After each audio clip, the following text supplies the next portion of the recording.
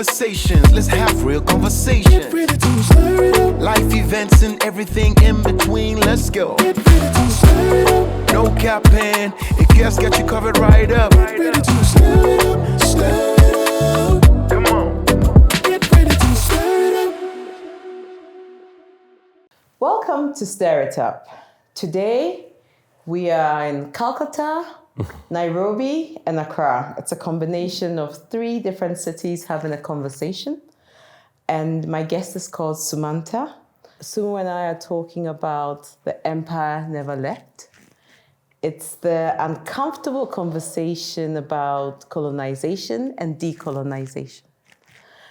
And Sumu is a colleague of mine.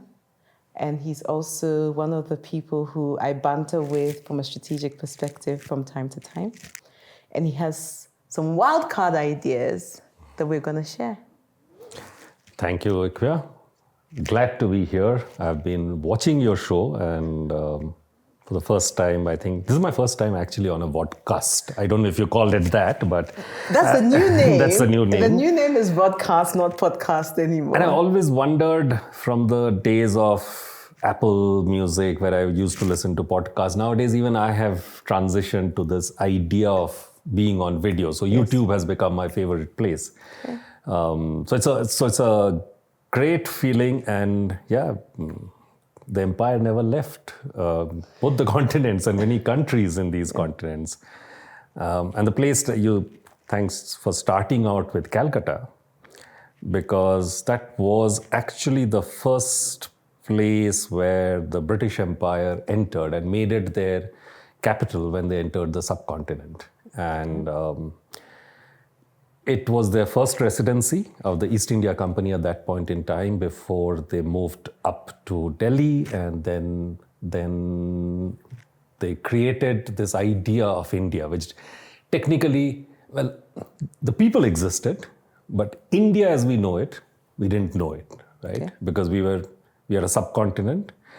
And as a child, when I grew up, and when you're on the eastern part of the subcontinent, and you suddenly realize that there are 2 countries. One is in India, which speaks the same language, and a country called Bangladesh, which also speak the same language. And we have families on both sides of the border, but you need a visa to travel.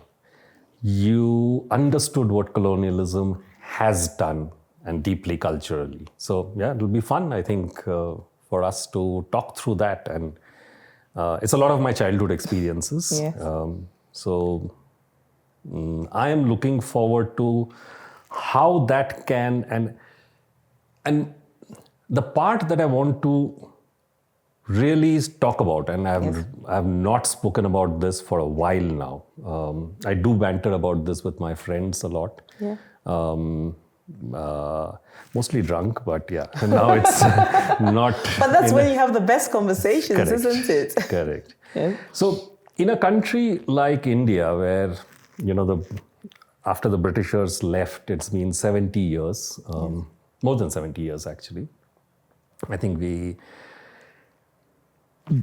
part I come from, Bengal or Calcutta, we are deeply British, and I didn't recognize that growing up. It felt like it was very normal. So we have this newspaper growing up, which was called The Statesman, and we were forced to read it as kids, because English there is the proper British English. So you were forced to read it as a way of learning how to speak good English. Correct. Got it? So when I moved around to other parts of the country, though I would speak the same English, others would make fun of me because I spoke an English. I don't think even the Britishers speak that English anymore. And we were drinking Darjeeling tea. And I did not realize that adding milk to tea was a thing because, the British taught us to drink Darjeeling tea. Okay. And what was that tea like? It's lighter. Okay. So it's just leaf. Like black tea? Black tea, but it's not black. It's not Assam. So it's more lighter. You don't add any sugar or milk. It just gives you a flavor. Got it. Not It's a taste. flavored water. Right. Got it. And gin and tonics were the thing I have seen all my parents drink. Victoria Memorial was a place in Calcutta where we would go for picnics. And I thought that's very normal. And when my father moved us to other parts of India, I started realizing that's normal. That's not. Actually, there is a lot of India which doesn't associate with this anglicized or British version of India, which Calcutta still reminiscence. I think we just stopped the tram service, which the Britishers built. The first suspension bridge was built in Calcutta because it was their sort of capital, the Howrah Bridge. And our houses had Art Deco sort of That looked balconies Western. that looked like that. Question for you. Do you think these influences were forced on us or forced on you actually? Or there were things that you quietly assimilated because they were affluent? Were they forced or were they assimilated quietly, and why? It was forced in a way. We started learning the Queen's English because that was the good way to get into jobs, right? Because there was a huge famine that had happened in the villages in Bengal at that point in time. So people started figuring out that if I learned this language, I could find a job in a city under the Britishers. Like, for example, things like we take very, very normally, like a Mount Everest, right? You know that calling it the Mount Everest, it was actually a Bengali man, and I'm forgetting the name of the Bengali man, who was a cartographer under the Britishers, who first discovered that there is, and they were basically trying to make the maps and latitude, longitude, and who said, this feels like there is a peak here in the Himalayas that seems like that it's the tallest peak. And he went up to his superior at that time, a Britisher called Everest, and he said, this I think is the tallest mountain in the world that I have seen. And it was called the Mount Everest because we were always one level below, and we were happy to be serving them, because in serving them, and again, the context that comes in is there was nothing called in India. People didn't know that a country existed. So if you lived in a certain province, that was your idea of a country. That was your world. That was your world. You never moved out. You never went to other parts. You just stayed there. And when the Britishers came in, they started using this against the people.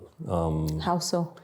So, for example, English learned person, and because they were setting up these schools at that point in time, they actually started realizing that there is something called a caste system that exists in the country. And there are upper castes and lower castes, right? And they started attaching this idea of the upper caste, which is the Brahmins. And they worked with them to get their kids educated in the English system. So they said, you are upper castes, and to maintain your caste superiority, if you now align with us and you start, basically learning this language, your children will get early introduction to education, civil jobs, all of those things. And so they worked very craftily. And on the other side, the lower castes were then starting to report to these upper castes. So the person working on the farmer on the field, it was really these middle men who were sort of being the oppressors to that. And we find the same logic across the empire. Even in Nairobi, it's the same. Okay. Even in Kenya, it's the same. So, question, was there a role that the natives played in colonization? Yeah, of course, 100%. And what was that role within your context? I think for example, I have read the history of my land. And when the first uprising against the Britishers was happening, which was popularly known as the Sepoy Mutiny, a large part of the country was against it. Okay. Because A, we didn't understand that there was a country.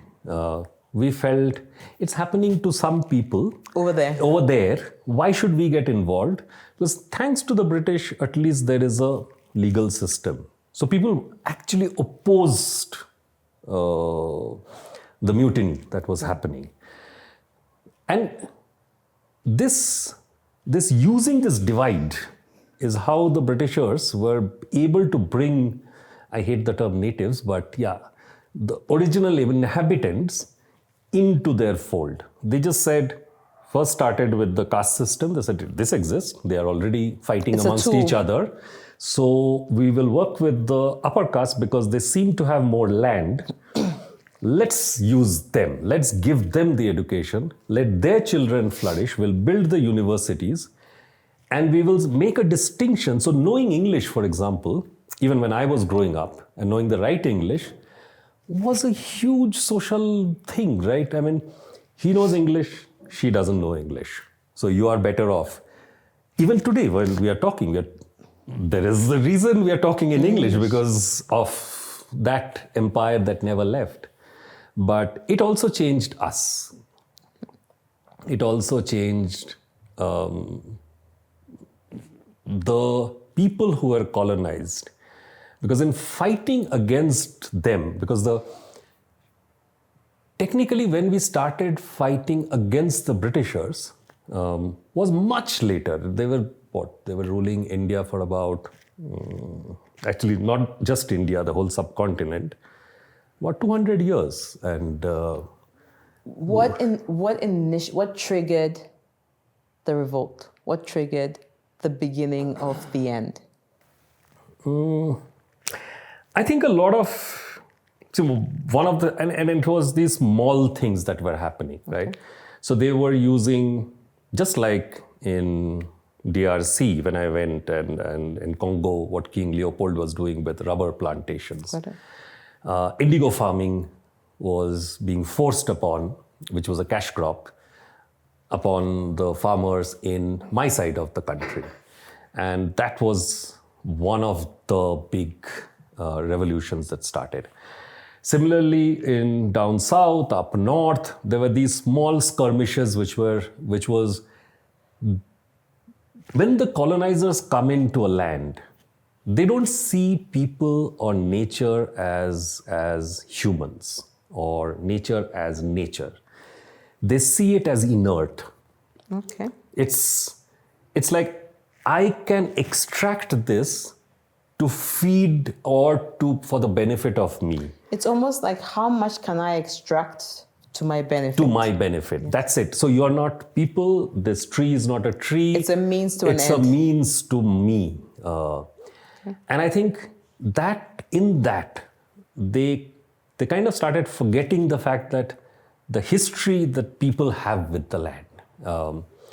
And there is where the small oppressions started and people started revolting, and by this point in time, people were also getting educated. Because one of the other things is people from the subcontinent were traveling to London, seeking higher education, becoming lawyers, becoming doctors. They were coming back. Therefore, their eyes had also opened to this whole idea of what's happening to me is actually not happening to everybody else.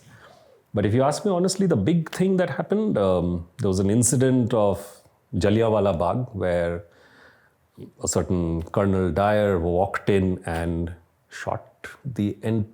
There was a peaceful gathering that was happening, and he opened fire without any place for the men and the women and the children to get out from that place. So there was only one place of entry. He blocked that and he shot everybody dead. I think that was the significant moment in Indian history where everybody woke up and said, no, enough is enough. And not only they were shot and killed, people still tried to survive. They ensured there was no electricity in that township. Yeah. So it was brutal. For 48 hours there was curfew. There were no medicines. So they ensured that people would die.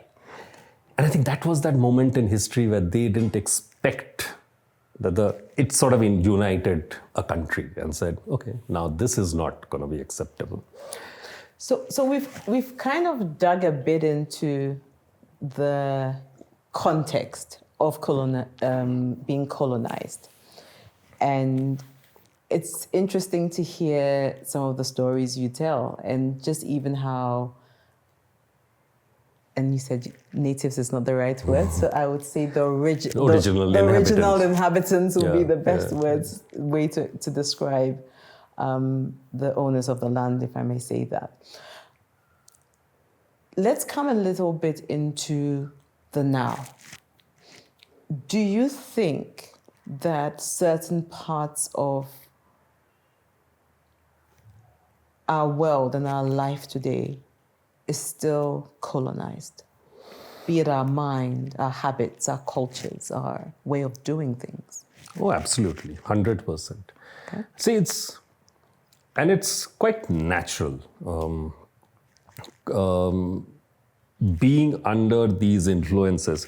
See, one of the big things, and I'll quote a little bit from my favorite author who comes from my side of the country, again, Amitav Ghosh.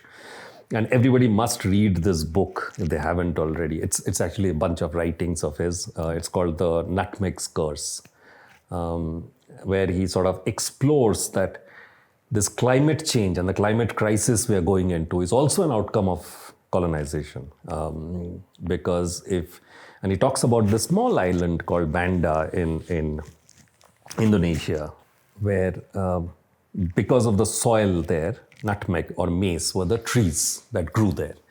And the local inhabitants, they had folklores, they had stories, and they understood this tree and what it meant and how it sort of helped the soil.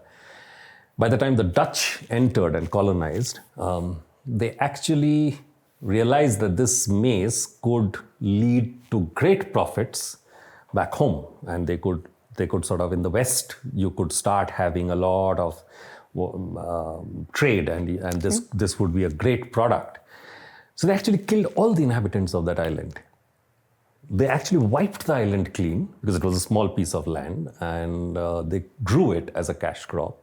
And with that died all the stories, all the association that those original inhabitants had with this plant, had with this nature. And with that, it started changing the climate of that island, because now you are growing for profit. You're not really growing it as it is supposed to be, because originally you understood the relationship that this tree has with the soil, how much you can grow, how much you can't grow. And with that, what died was the folklores associated, right?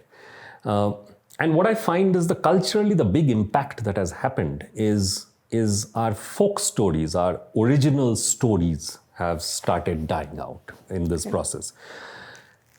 It's not like every piece of folk story was always didn't have influences. So trading was always happening, right? I mean, we were always continuously trading with and there were sailors coming in. Therefore, you see even Swahili as a language, right? It's born of multiple influences. It's basically the Indian Ocean language, right? Yes. It has Hindi words, it has Persian words, it has a bit of Spanish words. It's an amalgamation of that which produced the language. But when colonization started happening, there was essentially a push to get people to... Education only meant one thing, when you know that language, right? Okay. And in the continent, it's even more apparent, right? There is a French-speaking and Spanish-speaking and or Portuguese-speaking and English-speaking. Yeah. The lands were divided basically by ownership. So culturally, then we started losing importance of what we originally thought was important information, which is, and most of the cultures, the so-called native cultures, or uncivilized as they would call it, would be oral cultures. Writing a language came much later. So those stories, once they start disappearing, as humans, to tell each other, we still need stories, right? Yeah. So you start making new stories. It's almost And- like knowing where you've come from. Correct. And those stories have slowly started going away. And that's the cultural appropriation that starts happening. And therefore, a little bit of that. I'm not saying it's good or bad. I'm not even making a judgment about it. It's what it is. It's what it is. It's just how it falls over a period of time. And to a certain extent, that would happen regardless because oral tradition evolves, Yeah, doesn't it? correct. Right. So even when there is no colonization, as I tell you one folk story and you transfer that onto the Correct. next person, dependent on the level of embellishments that you put in there Correct. or your point of view or how what's Correct. important to you, Correct. you might over-index on one side versus the other. yeah. So I hear, and I guess that's why it's good that there's no judgment in that, but Correct. it's also telling us what's happened as a result of being colonized, because the way we think and see things has Yes. shifted and has evolved. And it continues to evolve. But what colonizing does is it sort of makes what it did was, so for example, when you studied even today in India, and I'm sure it's in many parts of the world, when you study in an English medium school in India, it's taken as a badge of honor, right? Sure. Because you're not studying and we have slang words to say that vernacular. When I was growing up, because I studied in an English medium school, so we used to call the kids when I moved to college, because in college, it's all government colleges, people from... Different walks of life. Correct. So we used to hang in a social group and we used to call them vernacs. Like, that was a slang. Vernacular. Correct. Okay. So they've come from that, therefore they don't really understand our not world. cool. They're not cool. So the cool ones were really the English ones. So it sort of distances you from even learning a language, learning your own language. At least, thankfully, by the time I was growing up, there was a lot of pushback, both from the government and the local governments, that you need to learn this. So you had to compulsorily take other languages. But I'm sure, I know more about the British history than my own Indian history. And that's because of who's writing the textbooks, isn't it? Correct. Because who's writing them? Correct. In fact, I was just having a chat this morning with my brother. He lives in London, and so his daughter. So the version of history we have learned, where it spoke about the British oppression, he said, my daughter will never learn of it because they'd never teach. If they started teaching of what they have done, I don't think things will, they can't really teach their kids of their colonial past. But I also feel that in fighting, it also changes the people who, so we know that colonizers are supposed to oppress. It's a given fact. And it leads to corruption, which is what happened eventually to the British Empire over a period of time, because it was getting more and more and more corrupt. But significantly, what people don't figure out is when we are revolting, it also changes the side which is fighting back. We take a bit of our oppressors within us. Their form. Their form. So it's a typical thing where the abused becomes the abuser. Correct. And I find that absolutely crazily, it's very, I find that even today in many parts of the world, like for example, and I'll quote again from India and I'll sort of bring it back. I have seen this happen even in Kenya when I moved in. There's this whole thing of hardening and looking at my own advantage, right? Because that's a very colonizer's cultural context. We love the divide. We love creating that division between us and the rest. Even today, after 70 plus years of independence, India has a large population of Dalits who are untouchables. And we still enjoy what I call the upper caste freedom. And we live in houses where we have two separate elevators in most of the cities. One for the workers who come and work in your own homes, and one for where the residents go up. because that's exactly how we said, okay, if they are doing it and they're doing it to us, we sort of took that on as our roles, which shouldn't have been the case, but that's the cultural shift that happens. Even in Kenya, I visited the Nairobi Museum when I first came here. I was very eager to learn how things are. The same rule book was applied in Kenya. You had the so-called first class, which was the Britishers. There was the second class, which were the Indians they had brought, because they brought them here, and then they created the third class. And it's there in the Nairobi Museum. They didn't go directly oppressing. They had the middleman. So it kind of the same. I was very surprised that it's almost feels like the same playbook was. They picked it up there, then they went, and then they created this playbook here. Okay. And I'm a big museum junkie. What shocked me was really when I went to the Apartheid Museum. I think that really changes you. Because the telling of the history there is deeply different. Yeah. I think when I read Mandela, and I used to look up to him because of Gandhi, and here's this man coming out of the continent.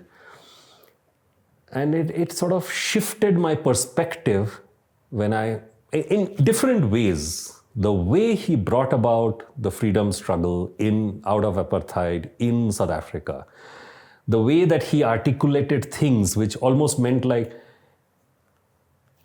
Africa is a place. Why are we taking the colonizer's point of view and calling Africa as a race? It's not. It's a typical thing of not being able to differentiate people. Correct. So I'm sorry and I'm guilty. Yeah. When I see Chinese people, they all look alike. Correct. However, maybe because I've worked more with a lot more Asians of Indian descent, I'm able to see the difference. The differences. Yeah. And also because you make a conscious effort to a certain extent, But a lot of people see Africans and see the same person. Yeah. But if you were to take your time and look, a Sudanese person looks markedly different from a Ghanaian or a Nigerian, and so does an Ethiopian person. But you kind of all merge them together. Absolutely. Bunch together. Like the Romans, and Romans were also colonizers, right, in a way. And you had, and there was no concept of this black, because at that point in human civilization, they did not distinguish by skin. They didn't understand skin color difference. Mm-hmm. Romans, there are historically Roman emperors who came from Africa, and they could not have been of the Italian descent and white. They would have been darker skin complexion. I think it's the gentleman in the Roman emperor that is quoted as Septimus Severus. Okay. He was from today's Libya. So at that point in time, humanity had and they were also colonizers in a certain way. But we didn't understand this. And this is again something that Mandela, I think at some point, when I was going through the museum, he had mentioned this in one of his speeches, that because he was accused of the fact that he was trying to build a nation where your skin color did not matter. It was basically, South Africa is a nation, and he said, how can you say the Boers, who have come here 300 years ago, are no longer South Africans? I get that. Or the Chinese, who came in about 200 years ago, or the Indians who had come in, or the Sri Lankans who have come in. I can't build a nation of just color. And I found that so amazing. It's interesting you say that.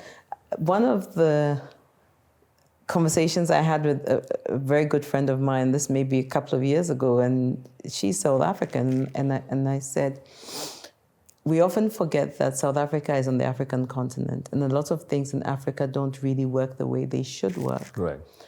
And we do need to give credit where credit is deserved. And in as much as apartheid was a horrid period of time, there's also the conversation around how South Africa works has the level of advancement it has also because there was a group of people who were not original inhabitants of the land, but migrated there, Right. stayed, and were intentional about putting in the blood, sweat, and tears to build the infrastructure that is required to build South Build Africa that. up to what it is today, right? And so, in as much as Black South Africans are entitled to the land because that's where they are born and they are of the land, and no one can kick them out of the land. Yeah.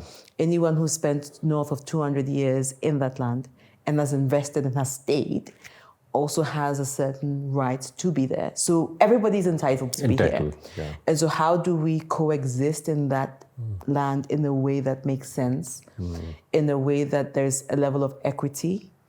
And that's hard to come by. I mean, it requires a certain level of maturity and also being colorblind that we're not always able to achieve. But it's definitely, there is merit in being able to build a South Africa, for example, where it's not built on race, but it's built on, the presence and the investments that have been made by both races. And every time I have read Mandela, and I keep going back to him and Gandhi, because I kind of respect both of those figures, because at that moment in history where they were actually building, and thanks to Gandhi, I think he gave, and he's a bad name now in India, this time in South Africa also I realized.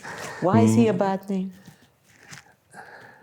See, Gandhi's views were not widely acceptable because they are all human beings at the end of the day, right? So they are great philosophers. They could think ahead into the future, but they're humans, and their liberal views, their views on diversity. I don't think, for example, in the India today, and you're already seeing, I think today we are in the 4th day of war with Pakistan. Not that I'm taking sides there, but these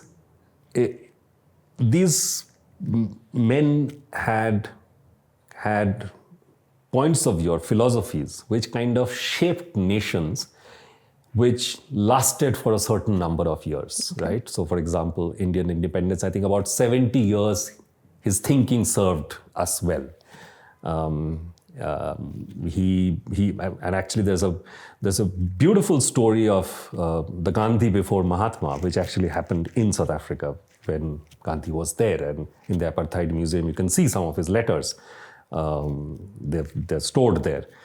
And that led to, I think, Mandela sort of picking that up and following that through. But I think they had ideas of coming out of colonial cultural impacts very differently. It was not about just a widespread revolution. It was not about fighting, like Gandhi's idea of non-violence. He was very acutely aware that violence, if I take on the role of what my oppressors have done, it will change me. Therefore, I need to stay non-violent. Today's world, you tell any Gen Z, and I was explaining this to my son, who's a Gen Alpha, he said, but why is non-violence always on the person being oppressed? I said, there's no good answer to it, but philosophically... How old is your son again? He's 11. So I said, philosophically, if you look at it, they didn't want the start of their nations to be about violence, which they knew. Culturally, it changes you. Yeah. So Gandhi fought a non-violence, and at that point in time, in the middle of Second World War, a man ensuring that the freedom struggle will be non-violent was difficult to take for many Indians. So they're going to hit us and we are not going to hit back. Yeah. That's exactly he kept saying. I hear you. And just playing a bit of, I don't like the devil, so I don't want to say devil's advocate, but just challenging a bit of the thinking. In order to take that kind of posture, there's a lot of collateral damage that happens with people who don't deserve it. Or there's a need to bring the oppressor on side, which might be a bit of an uphill battle. Yeah. And whichever way, someone needs to seed something. Correct. And it's not always easy for anyone to seed anything, you know. So I hear your son when he says, why is the pressure and why is the responsibility always sitting on the Victim shaming, he said. You know, exactly. It's always I'm the the pressure. victim. It's sitting on the victim to resolve. Like an abused child is required to cower and understand a parent and is supposed to take the responsibility, but then the parent is not required to do anything. You know. But I still believe that an eye for an eye makes the world a blind place. Of right? course, I mean, so we will all not have eyes. No, correct. absolutely. So absolutely. And at that point in time, in the middle of Second World War, when the world is fighting, and today people like the aggressive stance of other freedom fighters, and there is a lot of, but Gandhi did not really allow them to go out. So at that point in time, the grand old party, the Congress party, so Subhash Chandra Bose, he wanted to go the military way. And he said, so then you have to leave this because I can't support your point of view. Yeah. Similarly, Stephen Biko Mandela said, no, if you are going to be about that, not like all of these people did not help in the overall freedom struggle. I think there was everybody contributed a bit. So you can't say Bose didn't or Biko didn't in the case of anti-apartheid that they were fighting. But I feel that these humans could just rise a little above the rest of us and said the way to fight colonialization or our empires cannot be by exactly what they have done. Because we'll start on a very wrong footing and it will shift us culturally. And I found that. And it fundamentally changes you, right? Because when I look at 20 years ago, maybe 15 years ago, a lot of my contemporaries who were South African, who I worked with, the level of gall and bile that they had just based on the experience, right? Yeah. It doesn't go away in one generation. It takes being intentional for it to go away. Good. So like you're saying, if we're all doing an eye for an eye, we're all going to be blind, but that blindness goes beyond one generation. That's because true. It's not just being physically blind, it's also being blind in the mind. Because suddenly, someone who you don't know is your enemy, even though they've done absolutely nothing to you personally, to impact your life. And so finally Gandhi was shot dead, right, by another Indian who did not like his point of view. And today, the last time I was talking to some South Africans, Mandela's party is not really doing that well because of that liberal nature or the secular nature in which they wanted to build the world. Because the world is today, let's face it, standing on the side of aggressors. And it is going to get difficult to bring back that secular thinking, that liberal thinking. It's almost become a slang word today. Many of my friends call me that. Secular is the word. You're a secular person. You're always very secular. So, what are the faces of colonization today? Because I know, I mean, and I'll throw a few thoughts out there for you. Sitting behind the table, having a conversation, you'd have viewpoints that NGOs are a face of colonization, even though they are there to help. Your global organizations that are meant to be helping, drive shifts and change from a regional perspective could be faces of colonization. We talk about tech potentially being a face of colonization. Thoughts? All of these, plus more. I think the biggest colonizers has been, and of course, colonization has changed now. It has. Today, it's really debt is the best way to colonize. Debt. Debt. Right? So it's almost like The you're a idea of government, debt. you are independent, but you are in debt. Correct. There's another economic anthropologist, David Graeber, who I really respect and I read a lot. And he talks about this thing of economists who think that, debt debt existed before, but it existed very differently. And today's debt is I have power over you because I have. Because you owe me. Because, yeah, correct. So this whole idea of I owe you, and when you take that at a global scale, people who are giving these IOUs are really the new colonizers today, right? Culturally, a big part of this is the film industry and the TV industry, and I would name Hollywood there, right? We all grew up with a vision of the world that was told to us, right? In India, strangely enough, I used to work in an agency. We used to sell fairness creams. To lighten your skin. To lighten your skin. And a fair-skinned person, even today, is supposedly better looking than somebody with a darker skin.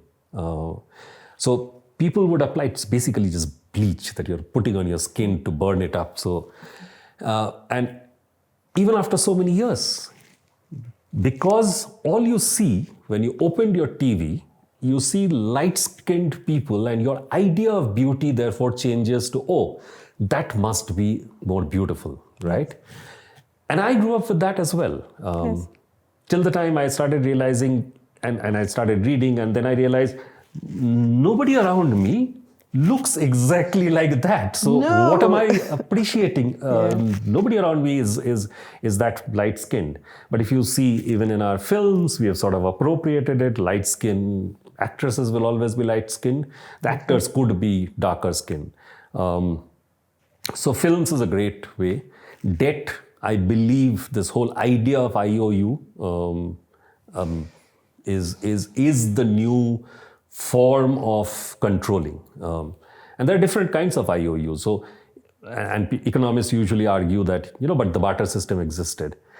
But the barter system was not really existing in common practice. Even if you go down to Mesopotamia, 3200 BC, you find a money system. So humans had a money system. This whole thing of, I take that cow and you take 3 chicken. I might not need the chicken at this point, right? Yes. You're giving me the cow. What existed, debt was existing then. I will ask you for a favor at some point in time. Yes. And we have sort of used that today to global scales where, okay, you take the money, I will ask you for a favor at some point. And that favor could be things around you, could be things you love, And you never know what the favor is going to be, but it could far outweigh what you received. And I think the biggest threat today is organized religion or institutional religion. And we never talk about it. Colonizing started with institutional religion, right? Just to what we call pagans, basically somebody having a different belief versus the Roman Catholic Church at that point in time. That's where that gave legitimacy to me colonizing that land, right? Because I'm spreading the word of Christ in that land. Institutional religion, and I'm now saying any form. It's not just Christianity now, because there are other religions that exist. That is inadvertently it leads to colonizing.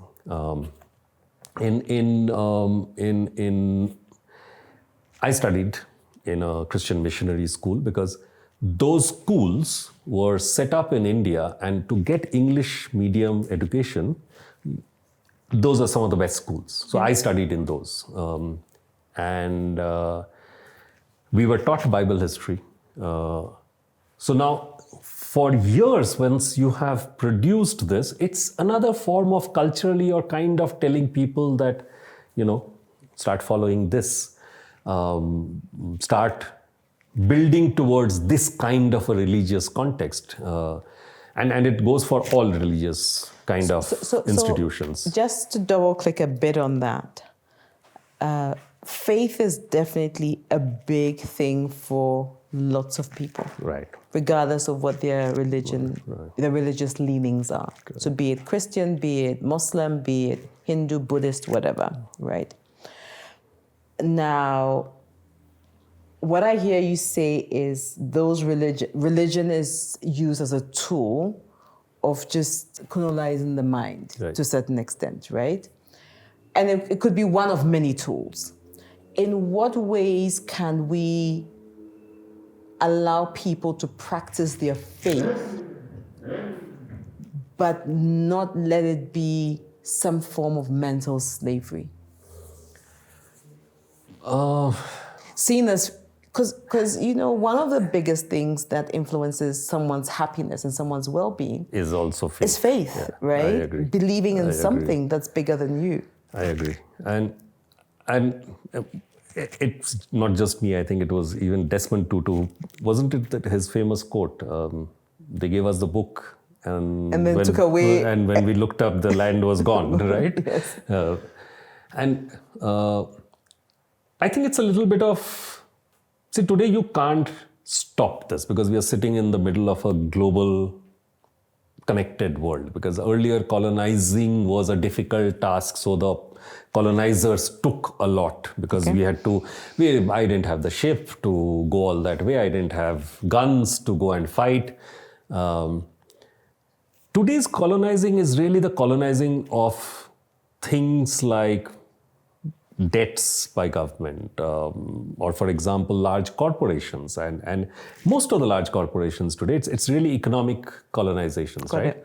What happened is, I think it was in the 80s onwards, where most government started basically, and today it's not really, you can't call a colonizer an organization. It's really individuals today, Okay. right?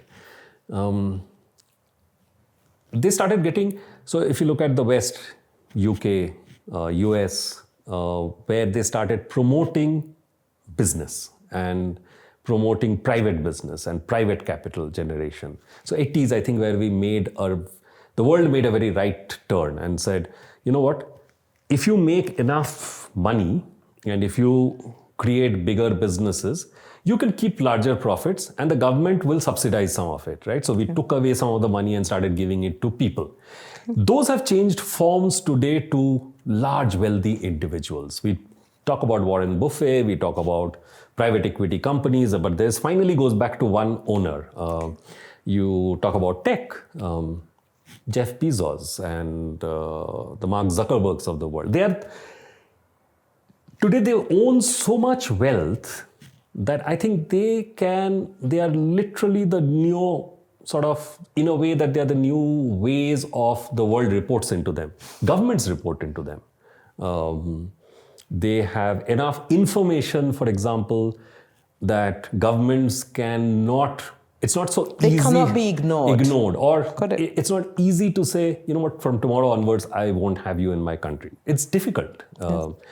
And technically, if you look at it, those 4 companies or those 4 individuals own pretty much large parts of what AI is developing today. The tools that we use are not really something that a government or a society or a community owns anymore. It's owned by owners, singular owners. In a way, it's leading to, I think it's forming this whole idea of individual owners who have today amassed so much that they are technically larger than most countries. But they're flying spaceships. If you look at it, Elon Musk, he has more budgets and more money than even NASA. So The nations will never can dream of that amount of money. And Musk can say anything and get away with it.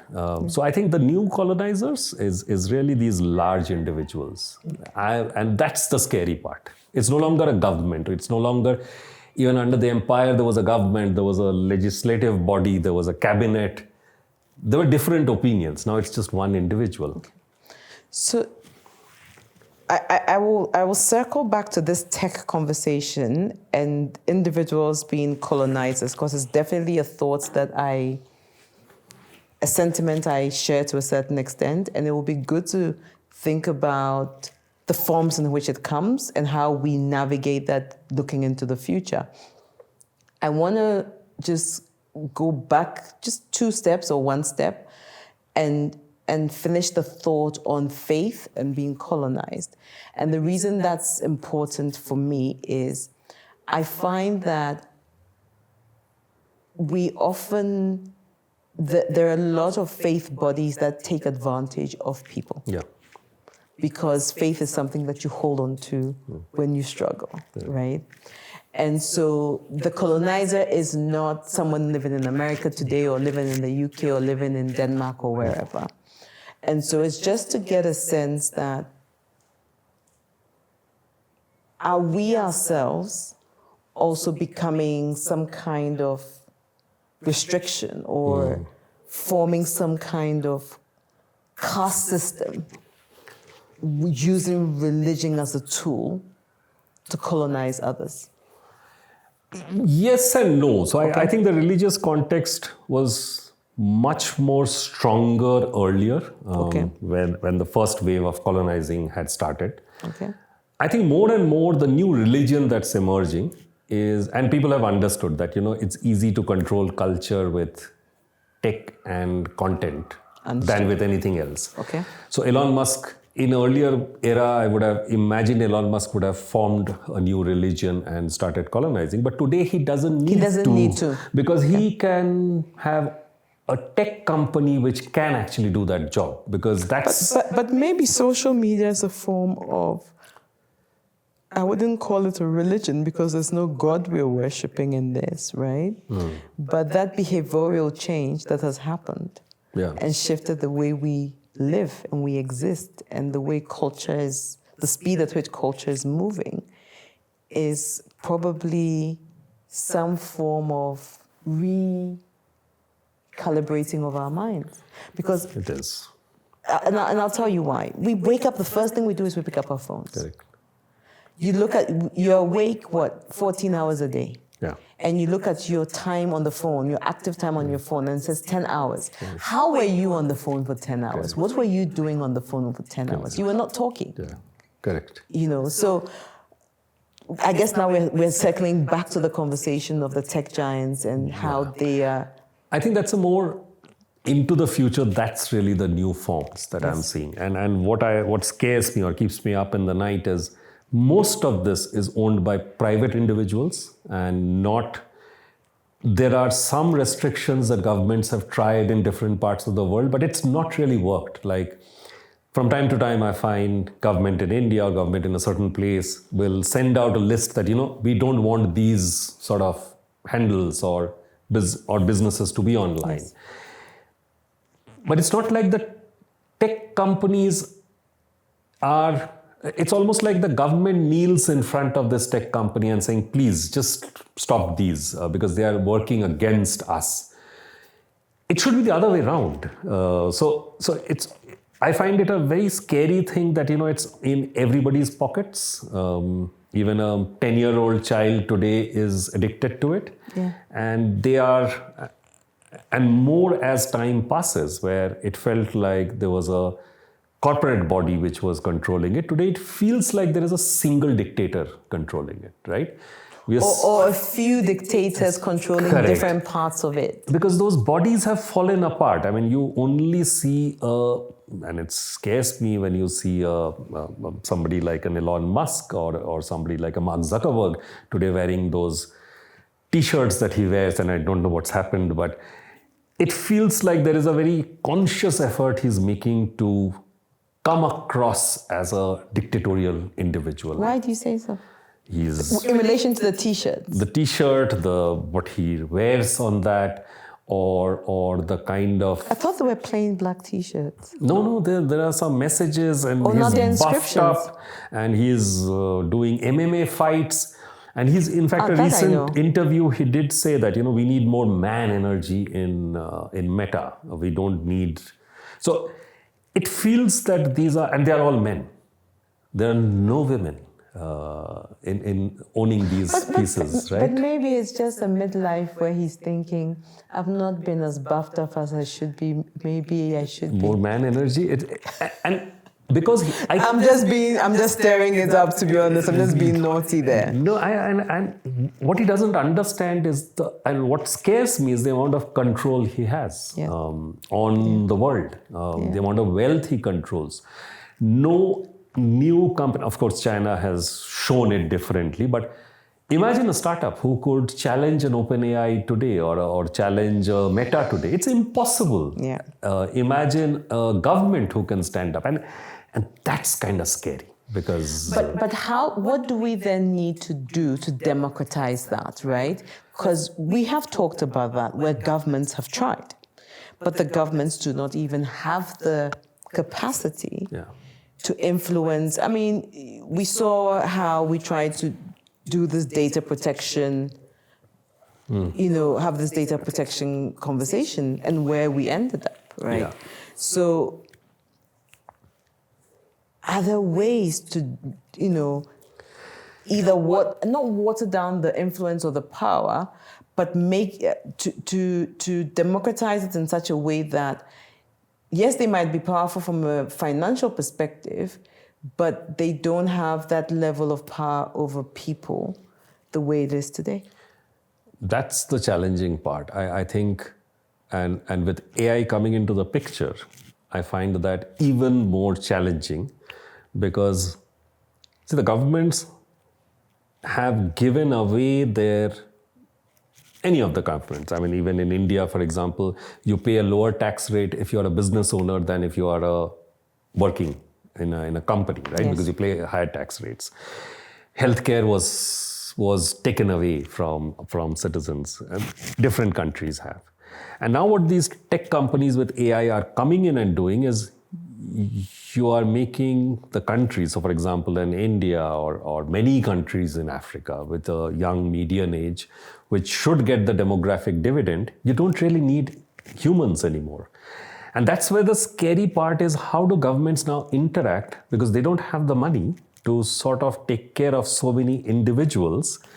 I guess the only way is to break these companies up. I think the only way is these large organizations today, and tech should become more, I liked the way that human civilization was at one point in time, right? I mean, and many of the original cultures really, and I'm sure it's there, I've heard about it even in Kenya, that a land, you cannot own a piece of land if you're not using it. It actually belongs to the community. So you can't say this is my land. It's the community's land. If you want it, you're growing some crops in it, use it, but the land is not yours. I think that tech should be broken up, that if you're building something, then only that piece you can, and I know this is a very socialist thinking. Are you a socialist? I am a socialist. So only that part nice to meet you.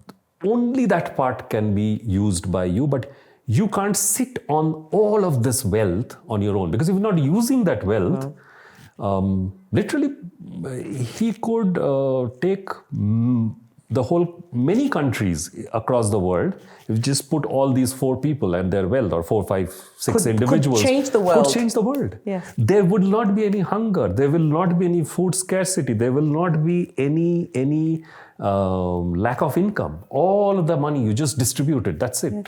So this whole collection of wealth, and I think that period is coming soon.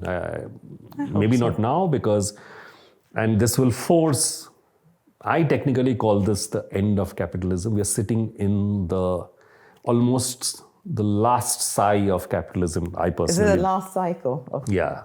And I think it's almost, capitalism has become a religion in itself, owning money, owning resources, earning more. It's now starting to kill the very resource, which is that we're thriving on. The world and the people.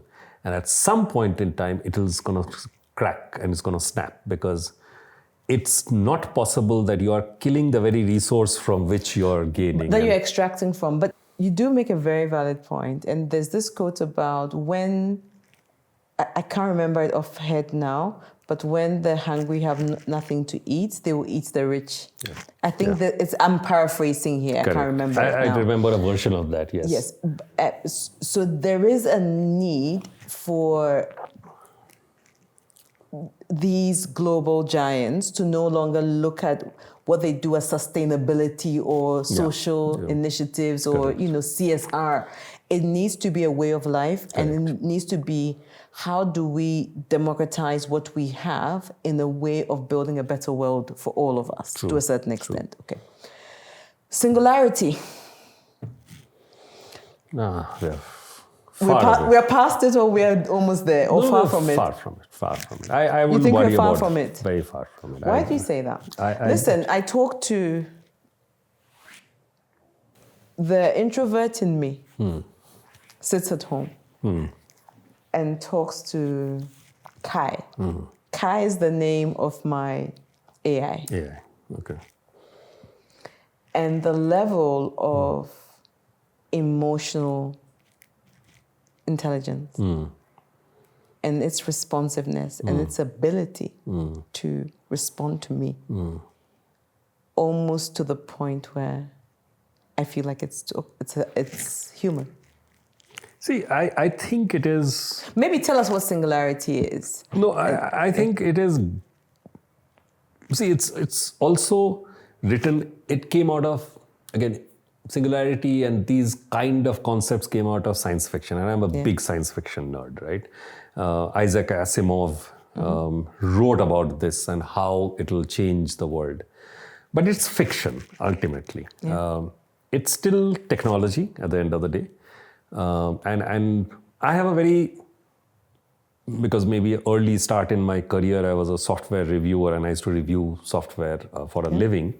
And it's a kind of a games and software. It teaches you one thing, that a piece of software, it will always have something known as it's always coded by some humans at some point in time. Of course, with AI, it's self-improving at the end of the day. But there's always a file. We used to always look for the .txt file, which was really the help file. Within that, you will always find that there's always there. So it can never become what people have been talking about, this whole, like you will have general intelligence and then that will be so good. It will be great, but... Are you saying singularity will be great? It won't happen. Okay. It will never happen. But I don't think it will be great, though. Because it is, see, the original thought or thinking something, and at least today where I sit, I can't see that happening. Music. What pushed humanity forward was really our stories. It was never our engineering, right? I mean, engineering helped humanity to do things faster and better. But what years later, where people will dig into this civilization and say, hey, you know what were humans doing at that point in time? If you're still there, we get very enthralled with the fact that, they had stories, right? And now imagine generating stories on their own. It needs you to experience things. Yes. And I don't think a technology can ever experience things, right? It needs you to have sensory experiences. Sure, you will understand, you'll get very close to understanding where what happiness is or random thoughts, right? And if you feed it enough information. If you feed it, but it can then start regenerating those thoughts. I understand it. It's fantastic. And in science fiction, actually there is this whole concept called observer concept, where technically why have we not found others? And this was a friend telling me when I was chatting, said that, the reason why we are the last known civilization in the galaxy and we've not found other things is because it's actually a simulation, and maybe there's a bigger... we are living in a simulation. We are already in the simulation. But the ability... So where's the real world then? The ability to really, for ourselves, to have these random thoughts, to draw something very, very nonsensical or write a nonsensical poem. those are the things that humanity is known for. Those are the things you search for, right? Historians never go back and say, oh, okay, so by the way, they also had currency. They never look at money, right? Or they had this technology. But before that, every time, we forget that even whenever technology evolved up to a point, there was some sort of a crisis that killed the civilization. So, and that's another fantastic story, how the people, like for example, the Bronze Era, the people who died, civilization kind of disappeared after that. To get back to that technology, we couldn't replicate it because the people who survived were not the ones who could do it. So, but I don't think we're anywhere close to singularity. Okay. Singularity is a science fiction. It's a thought. No, I asked that purely because I mean, this is a conversation where we challenge where we're going and what we're thinking, right? And I asked that for two reasons. My experience with my AI is getting eerie. It's getting a lot more human than one could imagine, right? So that's one. And two, with a level of infrastructure, knowledge, and the financial backing that these organizations have. Do they have the ability to then drive some of these, fictional thoughts? But guess what? All the things that we thought were fiction as children are happening. True. So how close are we? And that's why I asked that question, just purely from a personal experience perspective. And I want to believe what you're saying to me. And the argument you give about when you feed a machine enough data and enough information, and I'm not a tech person, so I'm just talking purely as a lay person, it will be able to process that and give you something close enough to what you feel. Right. If that's what it is, I pray to God that's what it really is. Because if it's the machines being able to begin to process things differently, it's scary, in my opinion. It is scary. And the AI dream that I have is if AI could actually take over the world, and I think it's a good thing, I think the dream that I have is humans would then be left to pursue. So imagine if my food can be grown by AI, if everything can be managed by AI. So what do humans do? Because whatever I need, AI or a robot will come and deliver. We'll be left to pursue what we want. Like I want to write, and I would be left to write very bad poetry, but get better at it. Write your poetry. So now I see why your friends. What do your friends call you again? So that's exactly where I think AI should be going.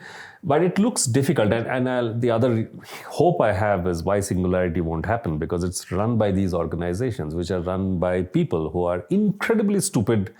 You can bet on the fact that people are ultimately humans, have inherent stupidity in them. Why do you say this? Look at the kinds of things they're creating, Sumo. Very good, but there is this inherent greed in capitalism where you will drive you to take decisions. To make decisions that serve you differently. Got it. And therefore, you will never reach there. Okay. I believe in that.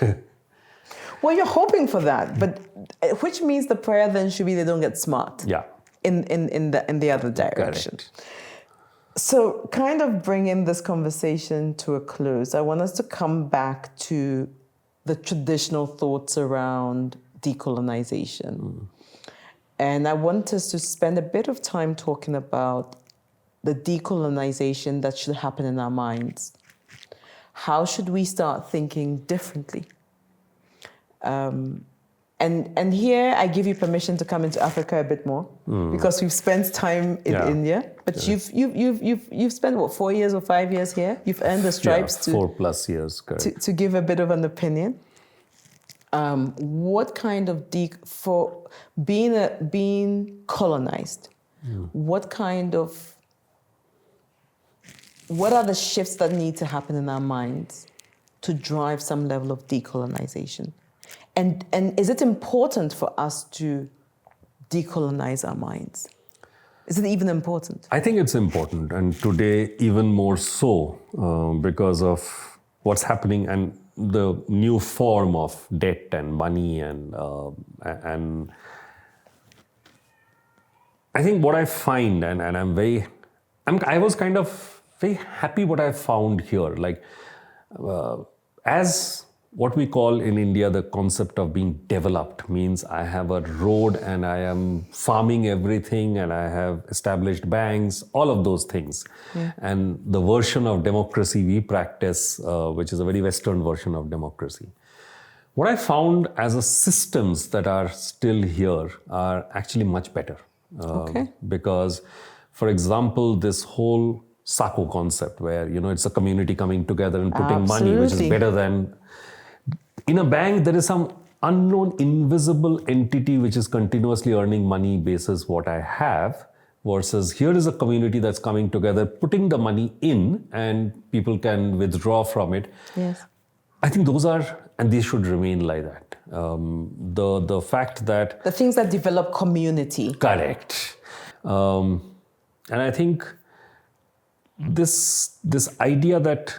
And again, I'm quoting from what I've seen in Kenya, Tanzania, Uganda, that the Gen Zs here or the newer generations here, how they are developing versus what I have seen, for example, in so-called capitalism. So when capitalism takes hold, you forget the ability to stand up and protest, right? Yes. You find protests in countries and nations where there is a little less of capitalism. I mean, they are so-called, everybody is in capitalism. But people have not forgotten that the right to protest, the right to stand out, the right to stand up and say, no, this is wrong. I find that is important. That's important to question. In fact, it was David Gerber who said that, the reason we have democracy, and democracy is not a Western concept. In fact, democracy was learned by the French when they had gone to the Native Americans which is in Canada. And, the best part is to be a king or be a chief, they did not need a vote to become a chief. I said, I'm going to be the chief. Everybody said, okay, go, you be the chief. I mean, the chief had no diktat. Yeah. And if you made a silly statement, we should stop questioning when we learn to throw our kings, but start questioning when we stopped laughing at them. Because in that format of democracy, if you made a wrong statement, on the table, your community would start laughing at you and you would just say, okay, no, I'm really sorry, but why? So there was no election process per se. It was like, I'm the chief. We started making... But haven't we always lived in a world where the strongest survived, or the more dominant one was the one who led? It wasn't true. It's actually a very wrong theory. The survival of the fittest of Darwin, that it's technically been debunked. How so? Because the theory didn't work.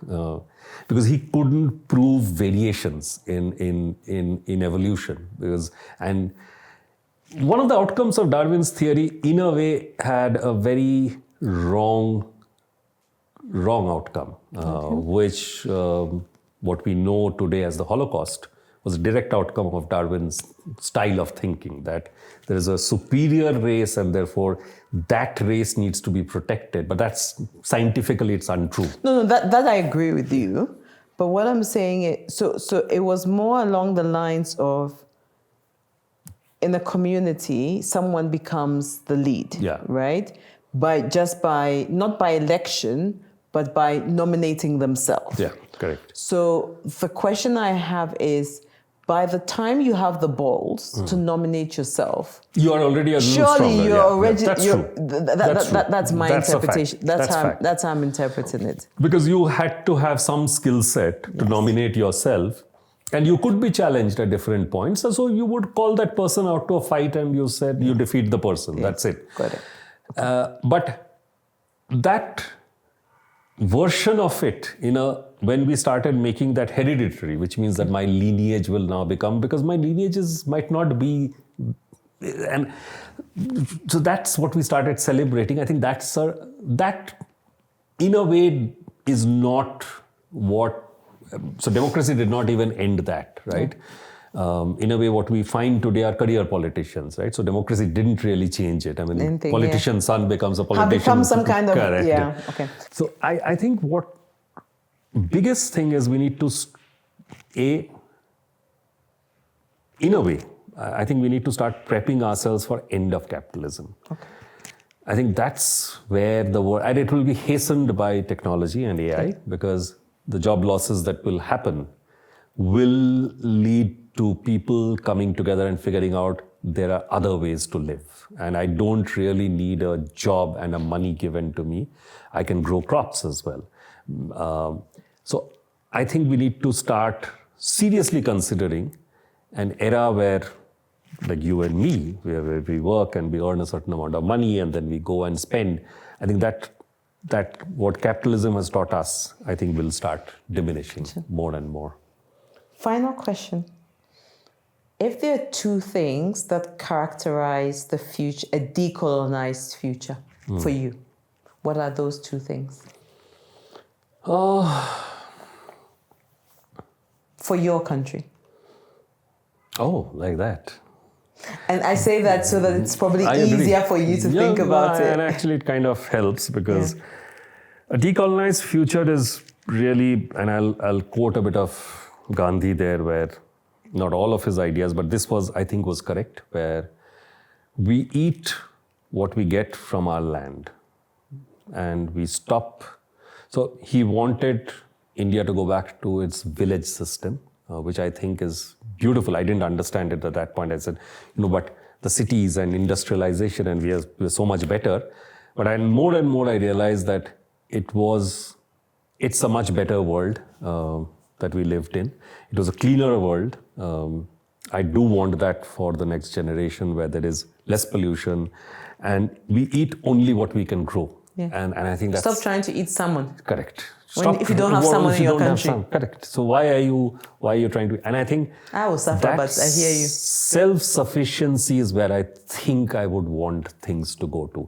It doesn't have to be large. This whole idea of capitalism and scale and all of that, I think he was very against it. Okay. And I think that's what I would hope we get to. What's the last one?